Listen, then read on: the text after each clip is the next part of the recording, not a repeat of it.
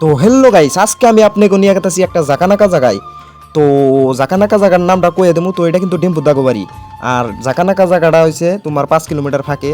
তো আমাগো গ্রামেও যে এত শস্য খেত আছে বা কি মজা, এটা কিন্তু একদম মানে জিও টাওয়ার আঙ্গো গ্রামে একটাই।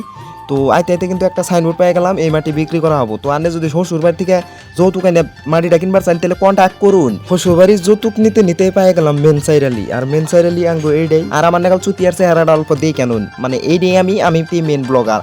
তো আইতে আইতে কিন্তু আর একটা সুন্দর করে ভিউ পেয়ে গেলাম, বা কি মজা লাগছে আমার সকাল সকাল, মানে এই ভিউটাই মজা লাগছে। আর যেটা ফিসারি মা বা তার মানে কৃষকরা যে যে ক্ষেত করে, কষ্ট করে ক্ষেত করে, তো ক্ষেতের ভিউটা দেখুন। আর এটাই কিন্তু আঙ্গো ঈদগাহ, এই ঈদগাইতে আমরা মানে ঈদ করি।